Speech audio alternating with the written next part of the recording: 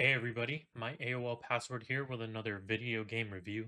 Today we are in Assassin's Creed Shadows. Just a disclaimer, this is no way, shape, or form a professional review.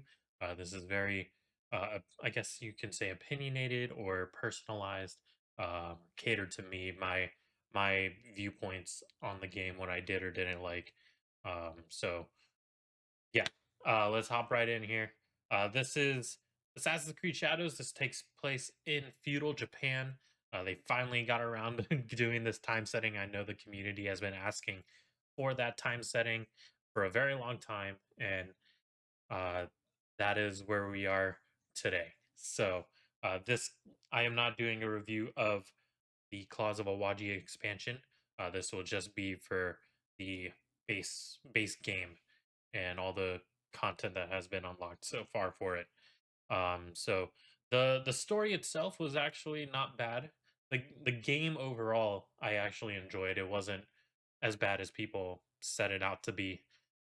It was thoroughly fun. It had its slow moments and it had its annoying moments, but that's almost every game, right?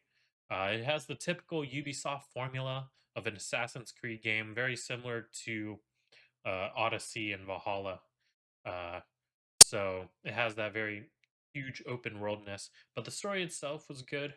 Uh, Naue and Yasuke, the two playable characters, the, you start out the not really minor spoilers or spoilers because the story starts out with Naue's dad getting killed by the main faction that you're chasing after, and kind of going on a revenge path because they stole a family heirloom of yours and you want to get it back. All that stuff, and that's like the whole Naue story arc of the game. With Yasuke, you are a slave servant of Portuguese. In Portuguese, those people they were traveling to Japan, and there's a little block of time where that and now where that is the arc you're going for Yasuke's story. So both have their own story arcs to go through the main story, kind of separately, but not really separately. You get to switch between the two after uh, a little bit of the game. You kind of have to force yourself to play through the game a little bit, play through the story, progress through that to get to that point. But that is that there. The gameplay itself is good. The parkour is nice. The Both characters have their different play styles.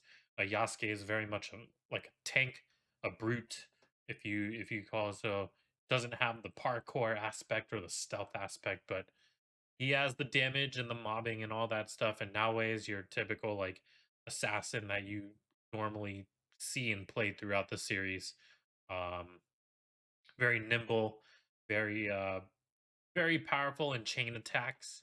So they both have their separate skill trees. Or the skill trees themselves are very, I wouldn't say expansive, but definitely detailed in the way they're catered to each like weapon type and play style, that you can put your points in, whether it's for like sword masters or your ranged weapons or your tools or just your overall survival aspects. So yeah, there are opportunities to get a lot of skill points, or I think they call them mastery points. There is a mastery system as well where you can do put in skill points into like other passives after a certain point in the game. The collectibles are very much like you would see in Valhalla or Odyssey. They go in like the castles or forts. They go into shrines you have to pray at, or finding lost page scrolls at different areas as well. The enemy types are also really very well done. You have your brutes, you have your nimbles, you have your ronins, you have your your police force, whatever you want to call it. Um, yeah, and the gear system is kind of a mix of Odyssey and Valhalla. It's not as min maxing like Odyssey. The crafting system isn't as, or the upgrade system isn't as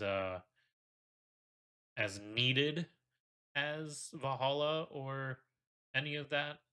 Um, when it comes to upgrading your gear, because you can hideout, through the hideout, which is also a new, I guess you can call a new addition or a new feature to the series, or it's like you get a little hideout space and you can build from there. Um, it's not really new, but it's like another variant of that, because in like in Valhalla you have your settlement, your main settlement that you can upgrade. Uh, I don't even remember Odyssey, but or Odyssey you have your ship, but still, um, yeah. Uh, Optimization. It is a Ubisoft game. It is that is um yeah. That's what I can say. That's everyone, almost everybody knows it has its issues, it has its strong points. Uh it is a demanding game. I did experience like frame drops and other micro stutters, sometimes couple crashes here and there. I spent about 50 hours so far into it, and overall, it's been really good. Um, Outside of that, I know it's still like somewhat of a new game, and I know they're still trying to push out title updates and featured content and all that stuff. So, but in terms of the game as well, the story is open ended, deliberately open ending in terms of the ending. Uh, Yeah, that I was not at first. I was not a fan of it because I wanted, a full circle moment type thing. But I realized that I realized why they made it open ended, and I know from what I've heard, the Claws of Awaji expansion will expand on Naoe's arc. Yeah, so Naoe and Yasuke's story arc are kind of open ended towards the end, but that is that is what it is. So, uh, yeah, I think it was very. I wouldn't. I always compared it to Ghost of Tsushima, and I know you shouldn't compare it to Ghost of Tsushima because then you realize Ghost of Tsushima is better. But this game was still fun. It's a very arcadey version of that game. I wouldn't say it's watered down, but it's very, very arcadey, and it still felt like an Assassin's Creed game.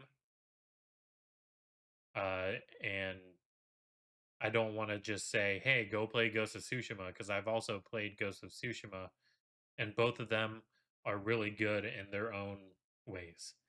So you will spend a lot of time in this game, especially if you're trying to get everything done. There are multiple like factions and multiple enemy organizations and friendly organizations within the game that you have to complete as side quests. You can call them side quests, and it's not just, oh, here's the Templar Order, or oh, here's the X, Y, and Z faction that you have to take down. Um, so there's multiple of those. The level cap is, I believe, right now 100, and I know there is a new game plus, but I have not gone through that yet. There are also seasons in the game, not in terms of like battle pass seasons or online seasons like that, like literal seasons like summer, winter, fall, spring. Um, that changed a little bit of the landscape, and the graphically it is a beautiful game. So having those different seasons give you a different vibe of the atmosphere, and they did that really well. The map itself is beautiful. uh feudal Japan, like that whole Ubisoft knows what they're doing in terms of The open world formula, level design, map design, Ubisoft is uh really strong in that area.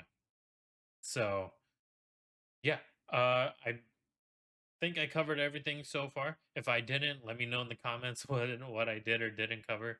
Let me also know in the comments what you did or didn't like about the game. Overall, I give it a 7 out of 10, and I'm sure that will change as time goes on, like what you see in the video, like invisible hitboxes, stuff like that. So there you go. Some of those minor inconveniences there, like walking. Some of the parkour was kind of annoying because they have like sometimes you can't just grab onto anything. I know in previous games you can grab onto whatever. But this one, which is actually good, but sometimes it's like, come on, you can grab onto it and it doesn't let you grab on. So that's a whole nother thing. But anyways, yes. Go play this game. I recommend it, whether it's on sale or not. I definitely got it on sale. But you will have a lot of time invested in this game. Uh, Plus, the Claws of Awaji expansion will add another like 10-ish hours according to them. So there you go. Thanks guys for watching this video. You can like, subscribe, drop a comment, whatever. You can see my other cringe game reviews. We have one of Dying Light the Beast that we posted a while ago, and then prior to that, Borderlands 4. Um, so go check that out. Um, yeah, you can also see my YouTube shorts, which got converted over from TikTok. You can click on the um, my socials down below. I'm pretty sure there's clickable links there. Discord, TikTok, Twitter, Twitch, catch my live streams, all that stuff. But yeah, thanks guys for watching this video, and I will see you all next time. So, adios.